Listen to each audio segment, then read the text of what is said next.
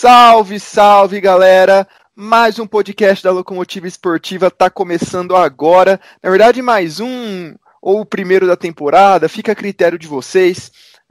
A gente está bem ausente, a gente sabe, mas a gente está trabalhando, a gente está na faculdade, a gente está tendo que tomar conta dos textos, em geral, das coberturas da Locomotiva, então não está fácil, mas se Deus quiser, a partir de agora vai dar certo com uma regularidade aí decente esses podcasts. E na nossa volta, Pedro Henrique do Laranja Pulsante, como sempre, mais uma vez aí com a gente. Olá, Pedro. Salve, Lucas, tudo bom? Em primeiro lugar, muito obrigado pelo convite. A gente conversar um pouquinho aí desse começo do NBB. E sempre uma honra, né, estar com você aqui nesse espaço muito bacana, principalmente no podcast, que é uma ferramenta muito, muito interessante, uma ferramenta que há alguns anos já começou a ser estimulada, mas que ainda assim me agrada bastante e com certeza agrada a todos que estão ouvindo. E o negócio é o seguinte, antes de a gente começar a falar propriamente dito, um recadinho para você que está ouvindo aí. Na vida, principalmente na vida profissional, a gente sempre precisa de referências para tudo que a gente faz e tal. E, obviamente, nós da Locomotiva também temos, tenho certeza que o Pedro também tem as dele, e em termos de podcast, inevitavelmente, as maiores referências nossas aqui no Brasil, em termos de podcasts basqueteiros, são Bala na Sexta, Café Belgrado, Triple Double e Buzzer Beater. Só que tem um pequeno problema. São todos nossos amigos, somos todos colegas, a gente conversa quase todos os dias, mas eles são focados em NBA. E eu entendo que a gente precisa pagar as contas, a NBA dá muito mais acesso e rentabilidade, só que aqui o que a gente gosta mesmo é de NBB. Então a ideia é fazer esse podcast mais regular, voltar a fazer o podcast regular, não apenas em datas especiais, focado no NBB. Então vamos ver, a gente está começando um pouco tarde, a gente já está na 11ª, 12ª rodada, mas vamos ver se dá para fazer um negócio toda semana, e é essa a ideia. Então, como eu disse, os times que mais jogaram no NBB até agora têm 11 partidas, que é Franca, Flamengo, Bauru, que são os times que participaram da Liga Sul-Americana, junto do Minas, que ainda não chegou na 11ª partida. Pedrão, o que você está achando? Porque a gente está na seguinte situação. Começou muito equilibrado, times como Minas e Pinheiros começaram muito bem, Botafogo também começou muito bem, só que agora a gente já começa a ver ali Franca e Flamengo, mas o Franca principalmente despontando na frente, e essa galera aí, Pinheiros, Minas, Mogi, Botafogo, ficando ali meio na meiuca da tabela, e o Bauru lá embaixo numa campanha negativamente impressionante. O que você tem a dizer desse começo? Então, Lucas, apesar do calendário estar um pouco ainda bagunçado, né, por conta da Liga Sul-Americana... acho que eu falei Liga das Américas, desculpa, acho que eu falei Liga das Américas todas as vezes. Troca tudo Liga das Américas que eu falei por Liga Sul-Americana. Liga das Américas é só em janeiro e... Desculpa interromper aí. Então, por conta da Liga Sul-Americana, o calendário ainda está um pouco bagunçado, né? A gente vê, como você falou, os 3 times aí, Franca, Flamengo e Bauru com 11 jogos, enquanto a maior parte das equipes ainda tem 8, 9 jogos. Alguns já chegaram ao 10º confronto. Mas a gente já consegue ver alguns pelotões. É bem verdade que ali o meio da tabela, depois dos 4 primeiros, tem uma proximidade maior a partir do Mogi ali, até o Joinville, o 9º colocado. São equipes ali que têm um aproveitamento entre 60% e 44%. Estão separadas ali por 2 vitórias no máximo. Mas a gente já começa a ver, como você citou, o Franca despontando em primeiro lugar, principalmente com a vitória no confronto direto com o Paulistano, né? Então a equipe aí tem uma campanha impressionante, e ainda mais por conta de sua participação na Liga Sul-Americana, que a gente esperaria um desgaste, talvez até por conta disso, um início mais discreto, mas aconteceu justamente o contrário, a equipe está voando nas 2 competições. Na outra ponta, como você disse, o Bauru, né? Se o Franca está voando, o Bauru tá derrapando ali, cada vez se afundando mais numa bola de neve que parece não ter fim. Eu vou te falar qual foi o ponto de virada do Franca. O ponto de virada do Franca foi o seu podcast que eu participei, que eu falei que o Franca tinha sido a decepção da primeira fase do Campeonato Paulista. Dali pra frente, velho, só deu os caras. É impressionante. Alguém deve ter ouvido eu falando e pensar, vou sacanear esse filho da mãe aí. Porque depois daquilo, o Franca não perdeu nada. O Franca, depois daquilo, ele disputou 11 partidas no NBB, as partidas do playoff do Paulista e as 6 da Liga Sul-Americana. Ele perdeu uma na Sul-Americana, um no NBB e gabaritou o Paulista. E foi para sacanear de nada aos francanos. Tá, eu ajudei o time de vocês com uma baita zica reversa. Mas todos os times que recebam críticas assim construtivas, que respondam dessa maneira, né? Seria muito mais legal pro campeonato. O problema é que se a gente for criticar todo mundo que tá embaixo e elogiar todo mundo que tá em cima, vai todo mundo acabar com 50% no final do campeonato de aproveitamento. Mas, enfim, vai começando lá por cima, cara. Falando especificamente de alguns times, eu gostaria de separar para esse podcast aqui, falar um pouquinho de todos, é claro, mas separar aí basicamente o Franca e o Bauru Basquete, e um pouco do Brasília também. Franca, ele tem um puta do elenco, a gente já sabia disso, só que foi mal montado, isso é inegável.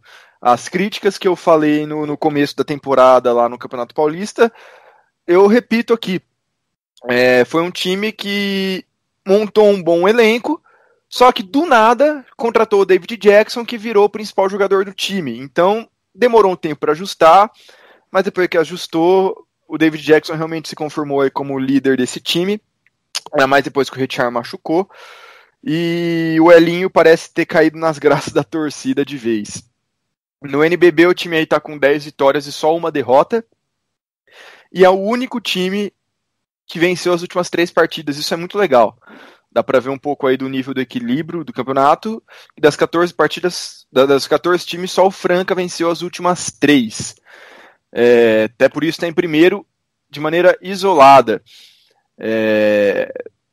O legal é que no pelotão da frente, nos 4 primeiros, tá todo mundo ali mais ou menos com o mesmo número de jogos. O Franca e o Flamengo tem 11, o Paulistano e o Pinheiros tem 10. E o Franca tem, 3 vitórias a mais que todos eles. Então tá isolado na frente mesmo. E vai despontando aí como principal favorito, por enquanto, o maior destaque desse primeiro turno. Sem dúvida alguma é o principal destaque até agora da competição, né? Como você tinha falado anteriormente, a equipe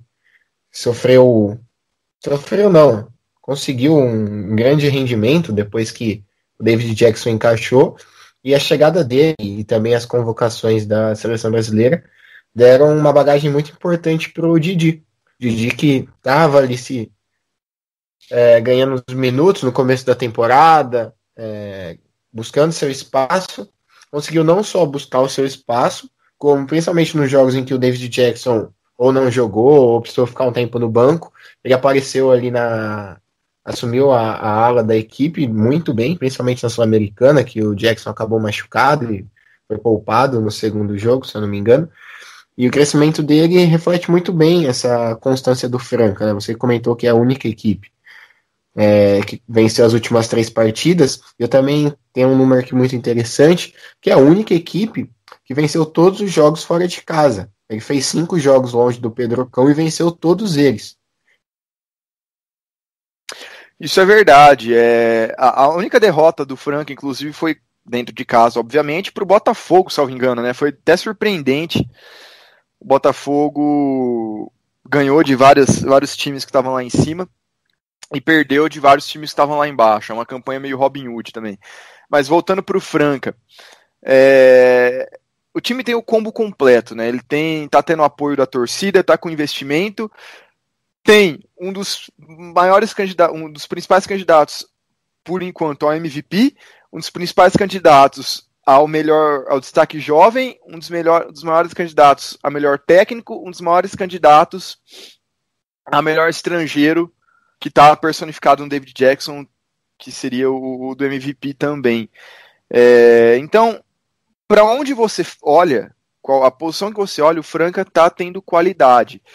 O Alexei e o Elinho estão aí conseguindo ter os seus minutos meio equilibrados. No começo estava um pouco desbalanceado, o Elinho estava jogando um pouco mais do que o Alexei, hoje em dia está um pouco mais balanceado. Olhando em comparação aos outros times, o Franca ele tem o melhor ataque do campeonato, com 87,7 pontos por jogo. Ele também tem, deixa eu pegar aqui os dados oh meu Deus, como é que fala? Os dados que ele cede, né? Os dados dos oponentes Cedido. do Franca. Isso. Ele tem aqui, é uma das defesas intermediárias, na verdade. O Franca cede 78 pontos por jogo. Tá ali bem na meiuca ali. A maior parte dos times está entre 75 e 80 pontos por jogo. Então, realmente tem um destaque ofensivo o Franca, muito mais que defensivo. Mas assim, o que eu posso dizer a respeito? Os principais concorrentes do Franca, antes de começar o campeonato, realmente eram o Flamengo e o Bauru. O Bauru tá. Não estou dizendo que a carta fora de baralho para título, nada disso. Mas para o NBB, que os líderes costumam ter não mais do que 5 derrotas, o Bauru já tem 8, dificilmente vai chegar até no G4. Mesmo a gente estando no primeiro turno ainda, a expectativa do Bauru é crescer e ficar ali entre sexto e quinto e sexto mais ou menos, e crescer no playoff igual foi nos últimos anos. Então, para essa fase de classificação, na verdade, seria o Flamengo, que já está 2 vitórias atrás e vai ser difícil pegar o Franca. Eu acho que esse domínio tão amplo assim é até um pouco surpreendente. O que você tem a dizer? Olha, eu concordo com tudo que você falou, né? Você apresentou aí todas as cartas que o Franca tem no baralho, né? E realmente a gordura que o Franca construiu agora nesse começo de temporada pode e deve ser muito importante para a sequência do ano da competição, porque, como você disse, já abriu 2 vitórias do Flamengo, já abriu também 2 ou até 3 vitórias em cima do Paulistano, que tem um jogo a menos, né? Mas então, por mais que ainda tenha o confronto do segundo turno, e tem ainda muita água para rolar nesse final de primeiro turno e todo segundo turno, é a única equipe que não depende mais de ninguém para terminar em primeiro colocado e levar vantagem de mando de quadra até a decisão. Então é uma vantagem construída muito relevante, que, dada essa consistência que a gente mostrou aí desde a reta final do Campeonato Paulista, passando pela Sul-Americana e começo do NBB, que a gente não imagina que o Franca vá perder tão cedo. Lógico que deve ter mais dificuldades na sequência da competição, porque os times também vão crescer de rendimento e vão oferecer mais resistência ao Franca, mas eu imagino que os francanos hoje estão numa situação assim muito tranquila, pensando na sequência da competição e também na sequência da temporada. O time está conseguindo equilibrar muito bem também a parte física, como você falou até no começo. Teve aí os 3, por conta das 6 partidas da Sul-Americana, o calendário precisou dar uma apertada aí, né, no Franca. E só na última semana ele fez 3 jogos, inclusive um hoje. A gente está gravando no sábado, dia 24, e ele fez um agora há pouco, ganhou do Paulistano, mas no começo da semana ele ganhou do Mogi e também ganhou do São José. Como eu disse, também foram nos 3 jogos, o Franca fez 95, 95 e 89 pontos e levou 89, 93 e 73, ou seja, uma defesa um pouco solidária, digamos assim, não é uma defesa que segura muito o adversário, mas que ganha na produção ofensiva.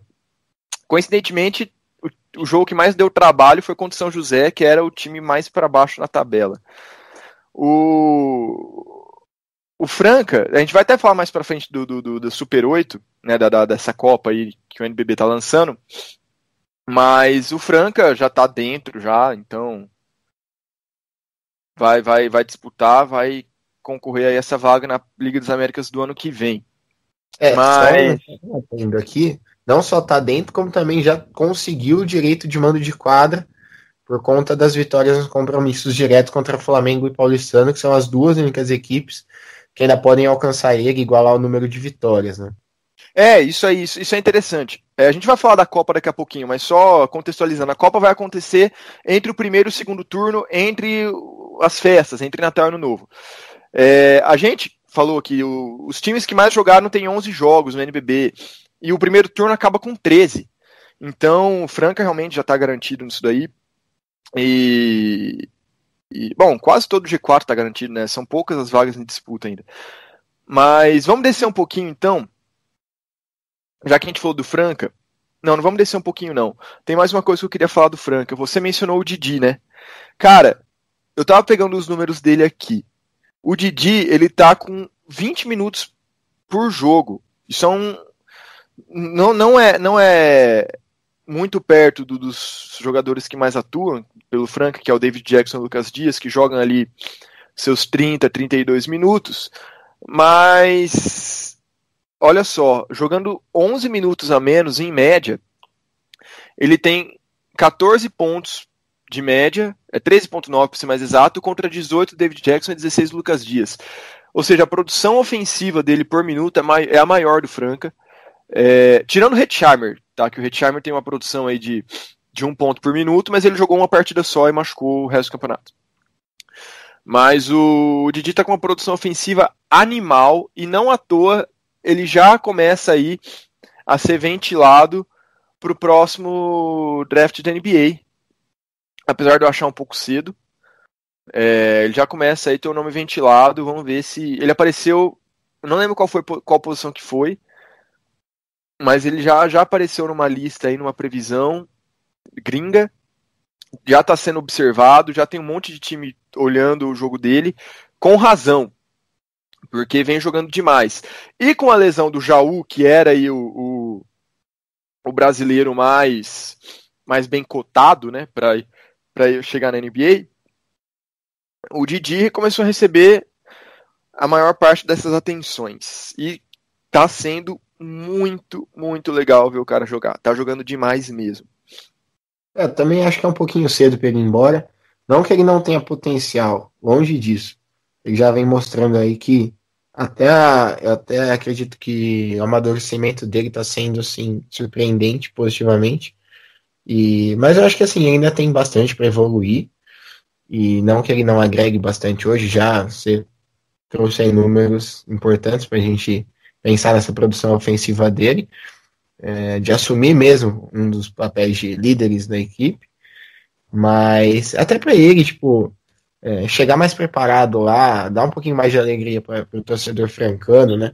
Que tava um tempinho sem comemorar um título, conseguiu o título estadual, agora está na final da Sul-Americana e também almeja a conquista do NBB. Então, acho que o DJ ainda tem muito para vivenciar com a camisa francana antes, sim, de pensar em uma ida para fora, ou para NBA, ou para Europa. Também é uma boa porta de entrada, né?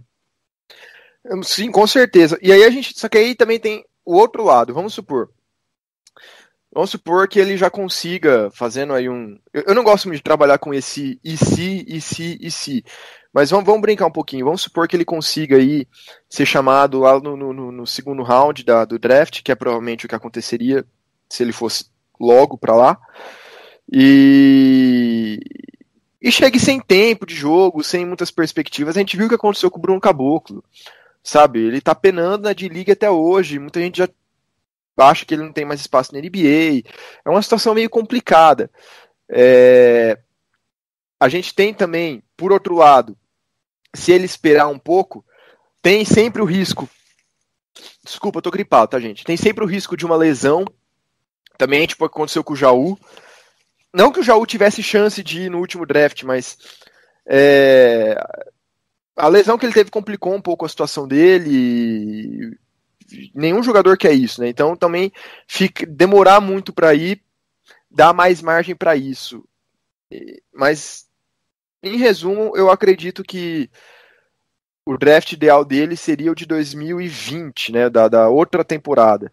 Só que, se ele continuar nessa evolução, tem o segundo turno do NBB inteiro aí. Se o Franca confirmar a expectativa e ganhar a Liga Sul-Americana, vai disputar a Liga das Américas, vai disputar torneio internacional. O Didi tá aparecendo nas convocações, para a seleção brasileira. Ele com certeza vai disputar algum camp, alguma coisa assim, antes do próximo draft. Se ele continuar indo bem, eu acho que é meio inevitável a ida dele. Mas isso é assunto um pouco mais pra frente. Só queria destacar que tá muito da hora ver o Didi jogar. E aproveitem, porque não vai durar muito tempo aqui. Tá muito legal ver isso. Se você, torcedor francano, ainda não viu o cara jogar, vá pro Pedrocão. Se você é torcedor de outra cidade que tem o time da elite do NBB e o Franca vai jogar na sua cidade, vai ver esse moleque jogar, porque vale muito, muito a pena. Eu não tenho mais nada pra falar do Franca, não. Acho que tá bem costuradinho aí. Então, vamos falar do rival do Franca, que tá... Tem até uma piadinha, né? Como é que como é que você sabe que o cara é torcedor do Bauru Basquete nesse NBB, né? É só olhar para a ponta do dedo dele. Se ela estiver suja, é porque ele é torcedor do Bauru Basquete. Aí quando você vai analisar, é porque o torcedor do Bauru Basquete tem que ir passando o dedo pelo jornal de baixo para cima até chegar na classificação do Bauru que tá lá embaixo. É assim que você descobre o torcedor bauruense nesse NBB. O time tá na 11ª posição, com 3 vitórias em 11 jogos, mano. É um aproveitamento de 27%. É um dos piores inícios da história do Bauru, é uma das piores sequências da história do Bauru Basquete. A última vez que o Bauru teve uma sequência tão ruim assim foi no Paulista de 2016, quando ele estava usando a base, que ele teve 11 derrotas em 13 jogos. Agora ele tá com 11 derrotas nos últimos 14 jogos. Deve estar bem parecido, com a diferença que dessa vez ele tá com o time titular, cara, com os adultos jogando. Tá complicada a situação do Bauru. A fase do Bauru é péssima, né? Olhando aqui os números da equipe, né? Não precisa nem muito longe para ver que a equipe tá devendo e muito, né? Eu acho que a equipe vive um momento, eu acho não, tenho certeza, a equipe vive um momento completamente oposto de Franca. Quando a gente Quando a gente gravou o podcast nas quartas de final do Campeonato Paulista, o Bauru era a equipe ali a ser batida. A equipe teve um começo de temporada muito bom, e só que estagnou. E além de estagnar, ela viu os outros adversários evoluindo e ela acabou sofrendo com lesões. Lesões e outros problemas técnicos e táticos que foram se acumulando e não conseguiu criar um antídoto para resolver isso. Olhando aqui os números da equipe nesse nicho de Novo Basquete Brasil, apenas 4 jogadores da equipe estiveram disponíveis e atuaram nos 11 jogos da equipe, e que são o Enzo, o Renato, o Marcão e o Lucas. Ou seja, são 4 jogadores ali de ala para ala pivô e pivô, sendo que nenhum armador que tem a maior responsabilidade na organização de jogo esteve disponível em todas as partidas. Longe disso. O Larry teve aí 4 participações, o Fúvio um pouquinho mais, foram 7 jogos, o Cauê 9, mas assim, a equipe não rende nem perto do esperado, né? E são derrotas, assim, algumas delas, assim, acachapantes, né? Históricas, assim, uma diferença muito grande de pontos. O Bauru vem quebrando alguns recordes históricos negativamente. E a questão é que é o seguinte, a gente, antes de começar a temporada, antes de começar o Paulista, a gente louvava a montagem do elenco bauruense por ter aí 11, 12 jogadores com condição, só que isso foi completamente dizimado. Bom, desses 11, 12, o Alex e o Jaú já eram carta fora do baralho para esse semestre. O Alex vai voltar agora dia 6 de dezembro, ele vai jogar. O Alex vai fazer 2 jogos esse ano só, não vai dar tempo de mudar muitos números. Mas vamos lá, Alex e Jaú fora do baralho. Aí machucou Cauê, machucou Larry, machucou... quem mais machucou? O Jefferson machucou, Gustavo fadigou, tipo assim, começou a dar problema no joelho por conta do excesso de jogos, de minutos que ele estava tendo. O Renato Shows também ficou fora. O Gui Santos machucou, o Samuel machucou. Cara, porque olha só, como você mesmo falou na armação, o time começou ali com Larry e Cauê, e o Gui Santos estava para voltar no meio do Paulista. Larry e Cauê começaram jogando, Gui Santos voltou, aí Larry e Cauê machucaram, Gui Santos machucou, ficou o Samuel. Samuel machucou, aí ficou o André. O André, é um moleque voluntarioso aí, de sub-19, só que, ele nunca tinha tido experiência no adulto, sabe? É complicado. Até comparar ele, por exemplo, com o Didi da vida do Frank que a gente estava falando. O crescimento do Didi foi gradativo. Não aconteceu uma lesão em massa do Franco, o Didi foi lá e despontou e resolveu o negócio. Não. Desde a temporada passada, ele entrava aos pouquinhos, ele conseguia seus minutinhos no chamado garbage team, né? Usando aí o inglês desnecessário que o Café Belgrado odeia. Naquele time que entra em quadra quando as partidas já estão resolvidas, tanto pro bem quanto pro mal, né? Que entra a galera da base, a galera que não é usada, depois ele foi ganhando uns minutinhos e tal, e foi tendo um desenvolvimento natural. O André não. O André num jogo ele não era nem relacionado, no jogo seguinte ele estava jogando 35 minutos. Também não dá para você exigir grandes coisas dele. O problema é que isso detona todo o planejamento, detona toda a atuação dos times.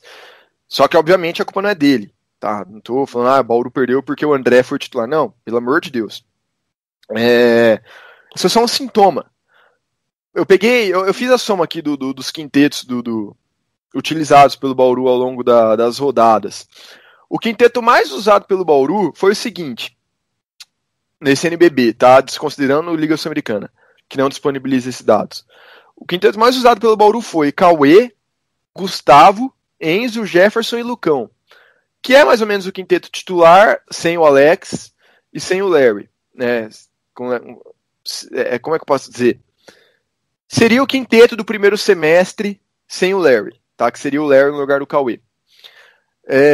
Só que esse quinteto, ele jogou em 6 partidas só. Ele teve em quadra por 6 partidas e em uma delas por 2 minutos. Cara, o quinteto mais usado do Bauru entrou em quadra em metade dos jogos. É muito complicado você exigir um nível de atuação muito grande da equipe com uma variação tão grande assim. E aí você soma o calendário. Desde que começou o NBB, o Bauru teve um jogo a cada 2,3 dias. Em efeitos de comparação, o Mogi teve nossa, desafinei, né? O Mogi teve um jogo a cada 3,4 dias, mais ou menos, e o Paulistano teve um jogo a mais de 4 dias de intervalo. Isso dá uma diferença muito grande, em vários sentidos. Primeiro, na fadiga, né? Você desgasta os seus jogadores de uma maneira além da conta. Você, ainda mais com o Bauru com o elenco reduzido, né, por causa das lesões, você não tem tempo de treinar.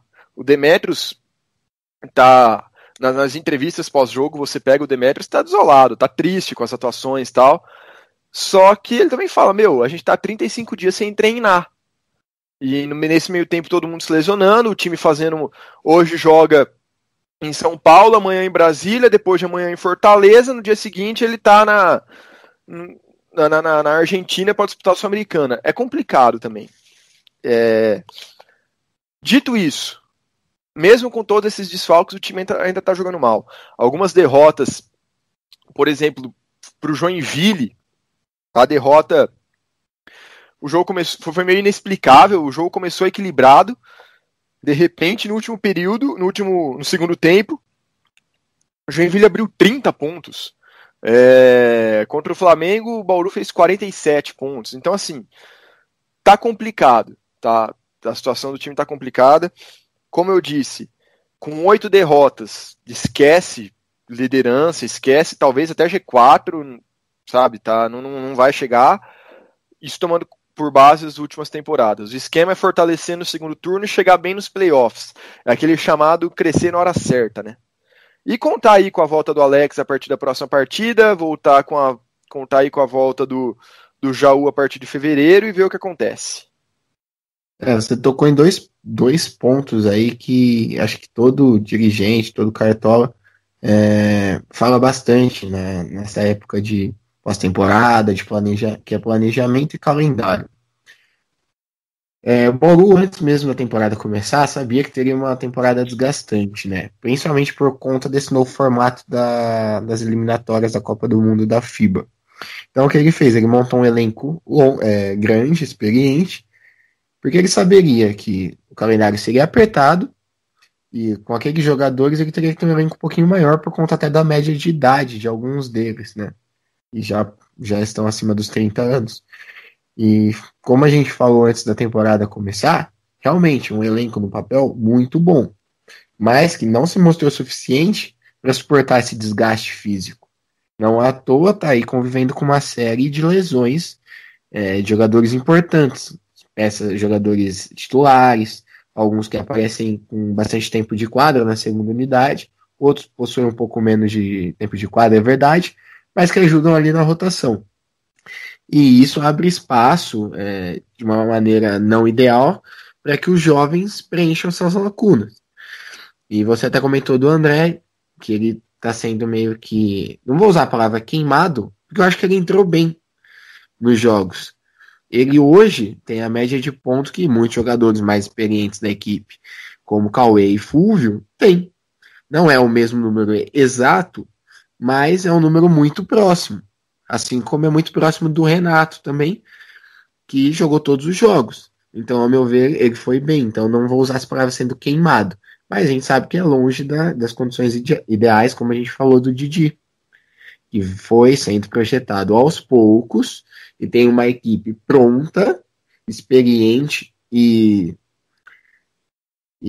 já com plano de jogo bem estabelecido para que ele possa aos poucos ir crescendo. Então, Bauru, como você mesmo já disse, eu acho que é o planejamento a ser feito a partir de agora é usar essa pausa que vai ter aí nessas próximas 2 semanas para recuperar os jogadores que estão lesionados, ter esse treinamento que não teve oportunidade de ter no último mês inteiro, para buscar uma reação. A reação não vai levar a equipe à liderança, ao G4. G4, lógico, ainda tem uma chance, porque ainda tem todo o segundo turno pela frente, mas realmente é muito difícil. Vai ter que esperar uma campanha tão ruim quanto a do Bauru no primeiro turno, de um paulistano, de um Mogi, de um Pinheiro, de um Flamengo. É difícil acreditar que isso vai acontecer, porque é uma situação, pelo menos eu não lembro de nenhum surto assim de lesão em nenhuma nessa escala, nenhuma outra ocasião, não só com o Bauru, mas com todas as equipes do NBB. Então eu acho que é o que você falou. Vai se reconstruir ao longo da competição para chegar bem nos playoffs. Porque quando tem todos esses problemas físicos, táticos e técnicos que o time está enfrentando, é normal que você perca a confiança. E aí a gente vê que a equipe se perde em alguns momentos do jogo, mesmo quando está bem. A equipe às vezes faz um bom jogo, mas ali comete alguns erros, principalmente na hora de fechar a partida, o adversário abre, e aí o placar às vezes nem condiz com o que foi o jogo, né? Então, é ir retomando esse padrão, essa confiança aos poucos para lá na frente, quem sabe, ter um desempenho melhor, enfim, chegar em condições de igualdade com as equipes ali do G4, que vão levar vantagem no mando de quadra. O Bauru, ele tem tido muitos apagões, assim, sabe? As vantagens, isso está sendo uma tônica. As equipes que estão vencendo o Bauru, salvo raras exceções, elas não estão, tipo, geralmente construindo uma vantagem, tipo, ganha de 8 pontos um quarto, 10 pontos um e vai construindo a vantagem ao longo do jogo.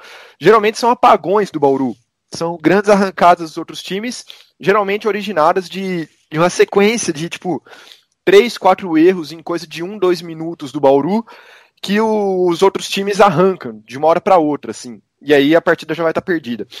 Isso, cara, é muito sinônimo, é muito sintoma de desgaste. A gente tem jogadores tipo o Enzo. Meu, tem jogo que ele já jogou, acho que mais de 2 ou 3 vezes nessa temporada. Nessa temporada que eu digo, desde que começou o NBB, né? Porque tá desde o time disputou 20 e tantas partidas no Paulista. Tem vários jogos que ele tá jogando 38, 40 minutos. E repito, a cada 2,3 dias. Aliás, o Enzo eu não sei como não machucou ainda. Porque é um negócio impressionante. O Bauru tá jogando tava muito aglutinado. Entre o final da Liga Sul-Americana e a próxima partida do NBB, que vai ser contra o Paulistano dia 6 de dezembro, tem aí 2 semanas que vai dar para o time se recuperar. Então, o time... Como é que eu posso dizer? O time... Não vou falar que o time tá jogando bem, claro que não. Só olhar os placares, o resultado dele. Mas não é que o time também tá fazendo corpo mole, tá foda. Tá complicado. E não é impossível dizer, como você mesmo ressaltou, que o time não se planejou. Teve um planejamento, contratou um elenco numeroso. É o time mais velho do NBB, tem média de 30,4 anos, 30,4, tá? Não 34, 30,4 anos. Cara, tem, mas e daí? É um elenco numeroso, é um elenco que tinha condição de, se não fossem as lesões, de chegar onde queria chegar. Até porque contratou 12 adultos, né? Sim, justamente. E só fechando a parte do André,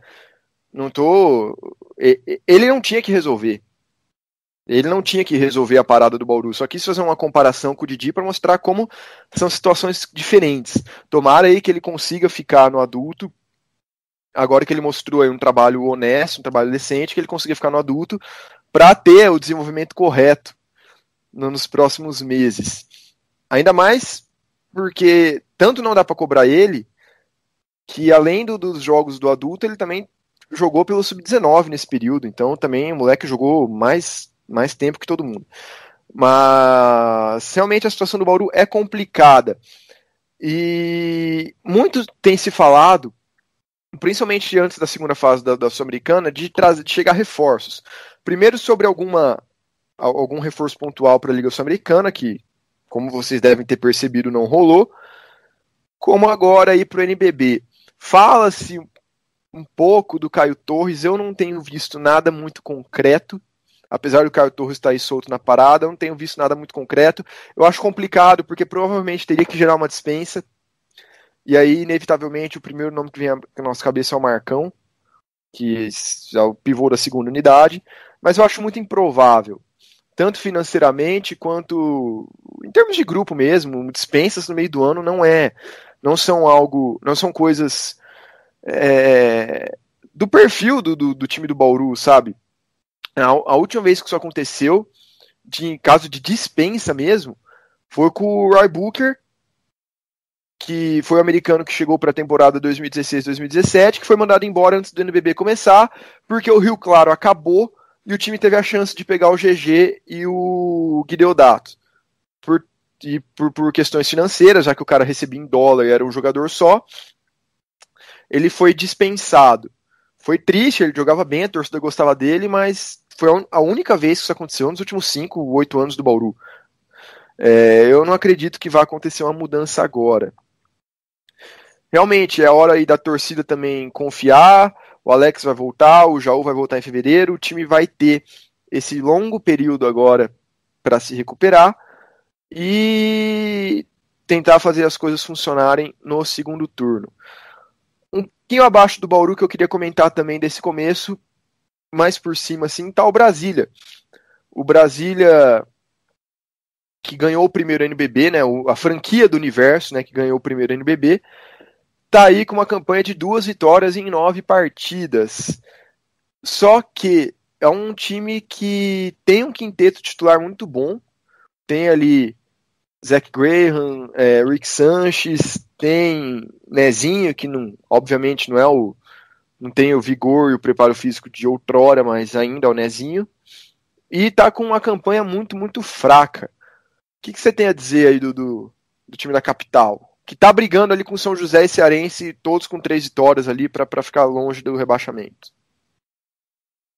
Então, como você falou, tá com uma campanha um pouco decepcionante, né? Claro que a ausência de um campeonato estadual prejudica na formação, na preparação da equipe, que meio que chega assim de supetão no NBB, né? Por mais que faça um ou outro amistoso, é completamente diferente do que você disputar um campeonato paulista, ou até um carioca, que mesmo mais enxuto, ainda tem uma qualidade alta, né? Porque você tem aí dos 4 integrantes do campeonato carioca, 3 são equipes do NBB.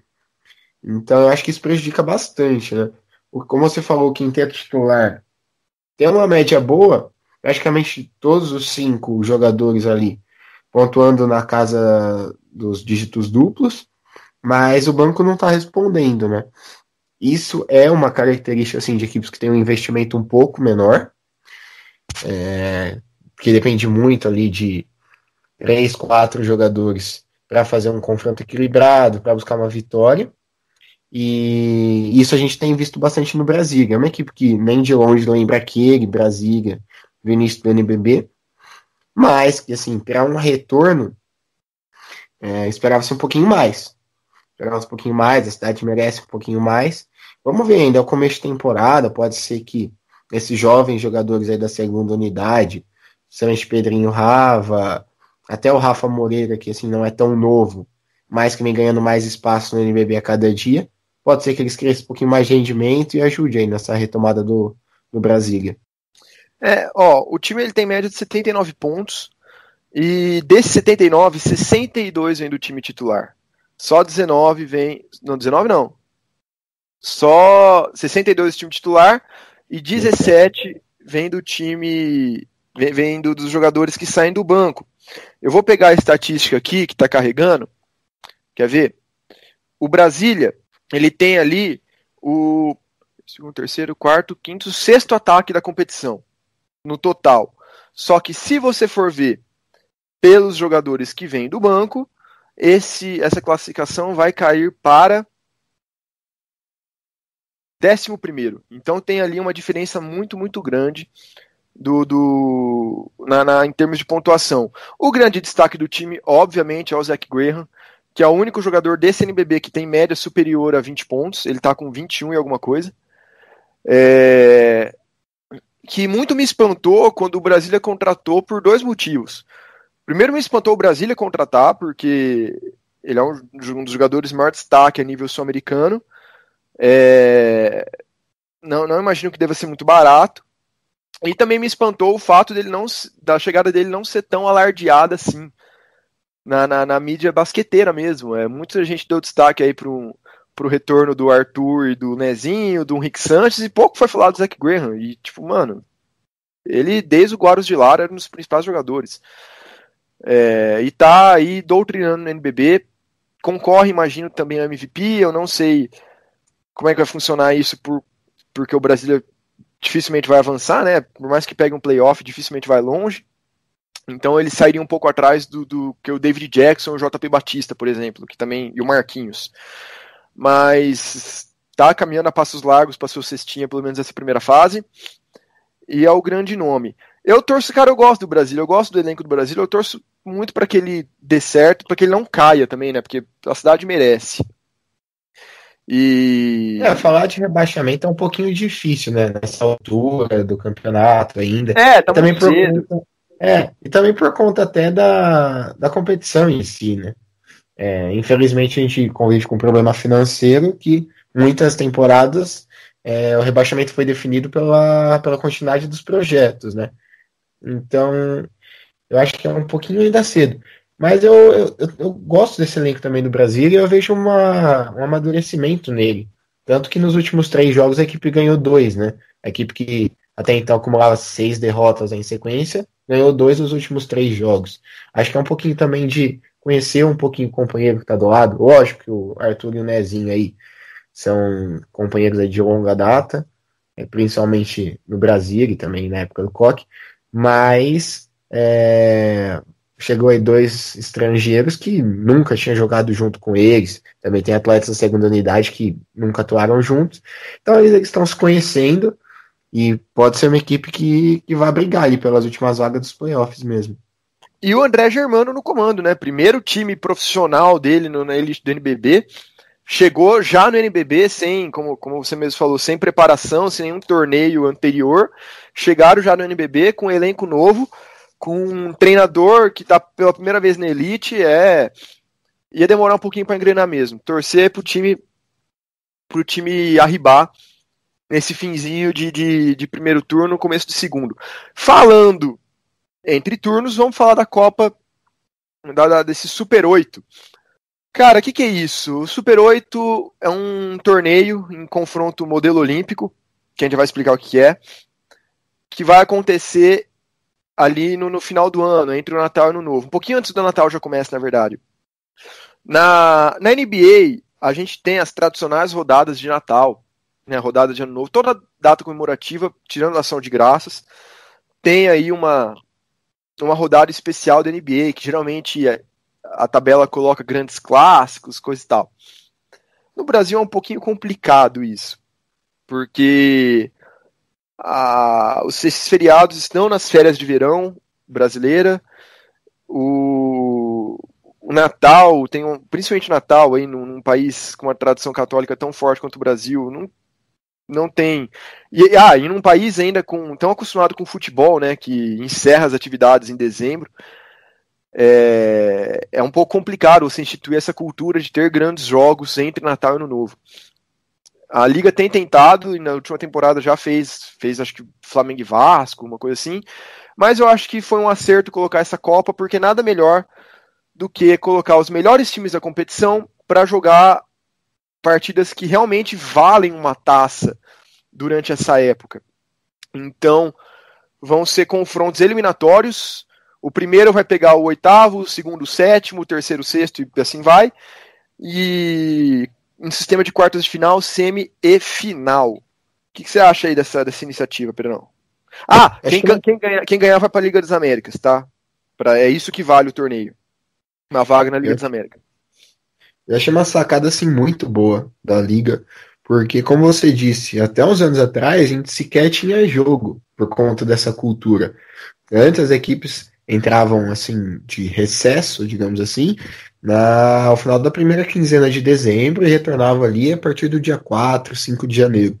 Então, lógico, é uma cultura e a Liga está tentando implementar alguns jogos, aí tomar algumas ações para que o esporte não pare, o campeonato não pare. E essa sacada eu achei melhor do que colocar jogos isolados, né, nessas datas, porque como você disse, é um tiro curto, mas vale uma taça, vale uma classificação para a Liga das Américas, não desse ano, né? A Liga das Américas da próxima temporada, né? Temporada 19-20. Mas é uma outra oportunidade num campeonato, num calendário que algumas equipes têm apenas o NBB garantido, de brigar por um título.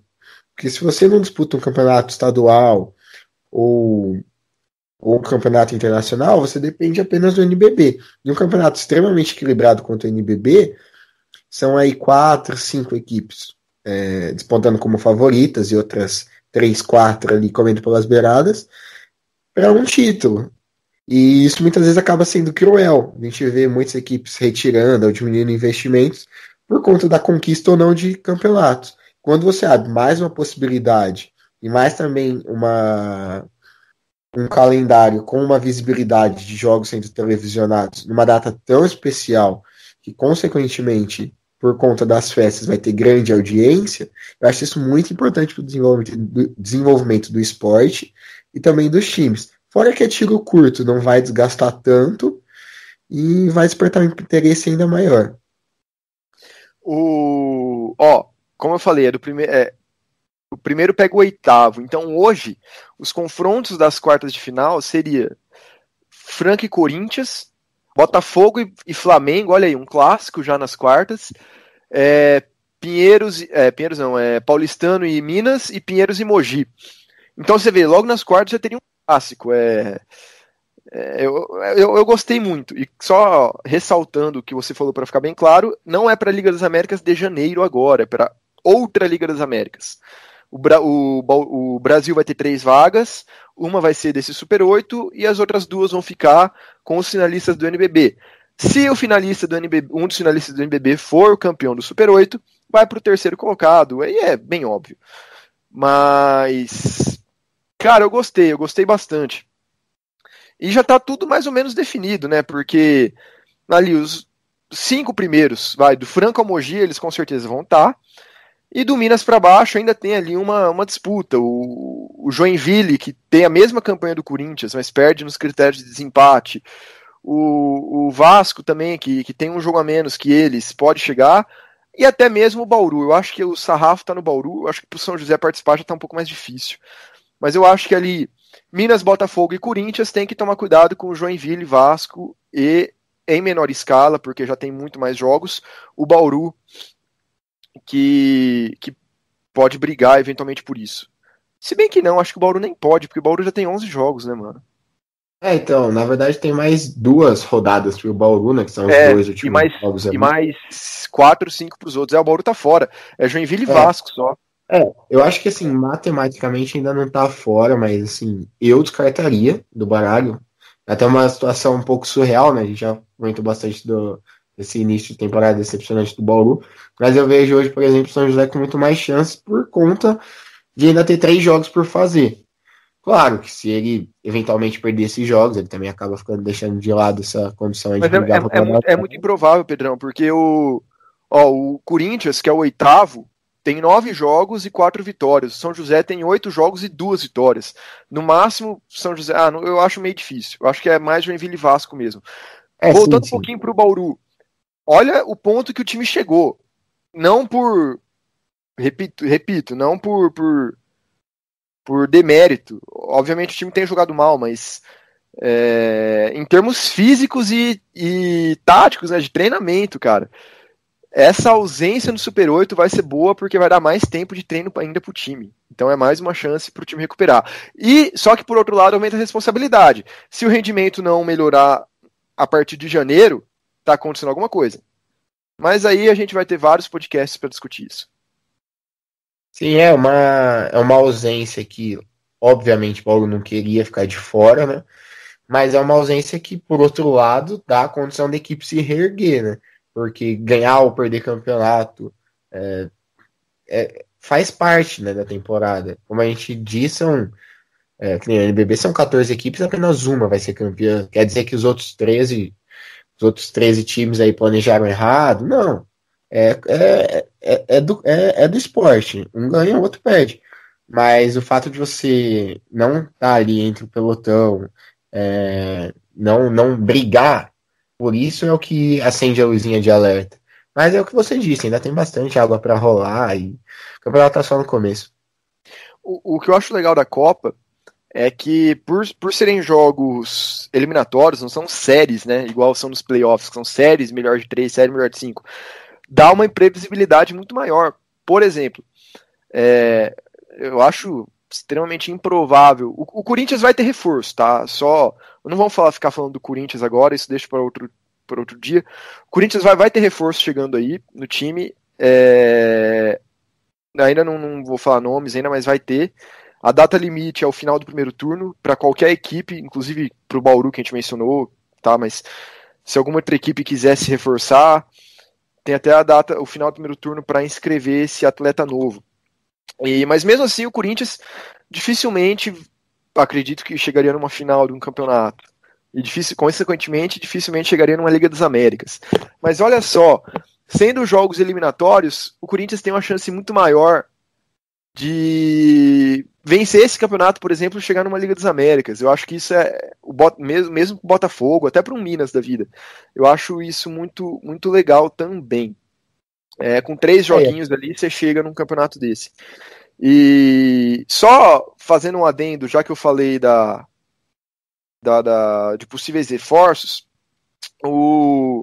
a data limite é no final do primeiro turno, mas alguns times já anunciaram. O Vasco vai chegar aí com o Ke Johnson, que é um bom reforço. Não, Ke Johnson não. Deonta Stocks, perdão. Ke Johnson tá no São José. Deonta Stocks, que é um bom reforço, que estava no Joinville ano passado, estava na América Latina, agora eu esqueci o nome do time que ele estava. Vai chegar no Vasco. O basquete cearense trouxe de volta o Vitor Guzmão e mais um jogador jovem aí que eu esqueci o nome. O basquete cearense estava sofrendo com um elenco pequeno, com um elenco bem limitado numericamente mesmo, e precisa reagir. Não que sejam jogadores que façam aqueles jogadores turning point, né, que virem o patamar do time, mas dá uma rotação mais profunda, é interessante, e que são identificados com a torcida. E quem mais quiser apresentar algum reforço tem até aí o fim do primeiro turno. Mas a gente não vai falar dos outros times agora, porque, como eu disse, a gente, lá no começo, né, a gente demorou um pouco para fazer esses podcasts, não dá para analisar todos os times, senão vai ficar um negócio muito, muito grande. Mas então a gente escolheu alguns só de destaque para falar agora. E a tendência daqui para frente é a gente analisar mais o que aconteceu nas semanas. Mais ou menos o que a gente faz na Locomotiva com o Melhor da Semana, que sai todo domingo, o texto que a gente lança a seleção da semana, etc e tal, a gente faria num formato semelhante num podcast. E aí a gente vai falar de todos os times, obviamente. Então, você aí, flamenguista, ou que torce para os outros times de São Paulo, também, quem sabe, Botafogo, Vasco, qualquer outro time aí, a gente vai falar, só esperar um pouquinho a gente vai falar. Tem algo a dizer, Pedro? Na verdade, primeiro, de novo, né, agradecer pelo convite. Acho que é sempre muito bacana, como você comentou lá no começo, que há alguns veículos que trazem esse formato podcast especificamente para o basquete, mas que no NBB isso é um pouco vago. Não tem muitos. Na verdade, são gravações isoladas, nossas do Laranja, de vocês da Locomotiva, enfim, de um ou outro veículo também isoladamente. Então eu acho isso muito bacana. Eu espero que realmente vocês consigam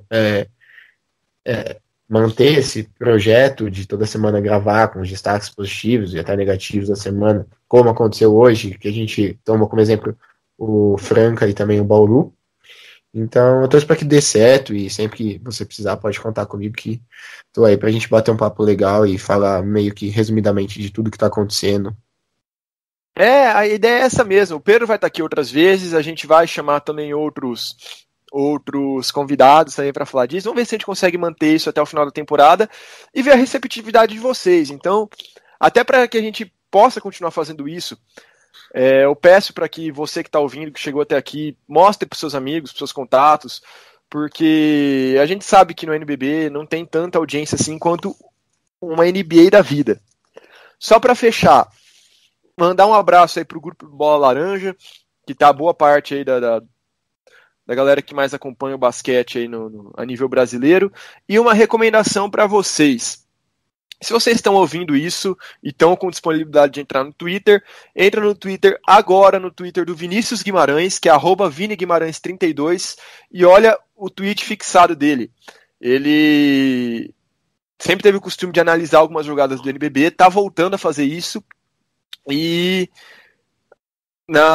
hoje, dia 24 de novembro, ele lançou uma análise de uma jogada do Flamengo, cara, até imperdível. Uma jogada, analisa taticamente, as movimentações. Para quem gosta um pouco dessa parte, é sensacional e ele vai fazer de outros times logo mais também. É uma dica aí da semana para vocês conferirem. Bom, eu vou me despedindo por aqui, agradeço ao Pedro, agradeço a você que chegou até aqui, que está ouvindo isso. Espalhe a semente, compartilha, avisa para todo mundo, se inscreve. A gente está no Mixcloud e em algumas outras plataformas que eu não sei ainda. A gente está expandindo, quem sabe rola no Spotify daqui para frente. Vamos tentar, vamos ver o que acontece. iTunes vai demorar um pouquinho ainda, mas vamos lá, galera. Vamos escutar, vamos apoiar a mídia independente, vamos apoiar o basquete brasileiro, que é bom demais. Amanhã, domingo, a gente está lançando o Melhores do NBB com a nossa seleção da semana. Se você está ouvindo isso aqui depois de domingo, confere no site da Locomotiva que já vai estar lá.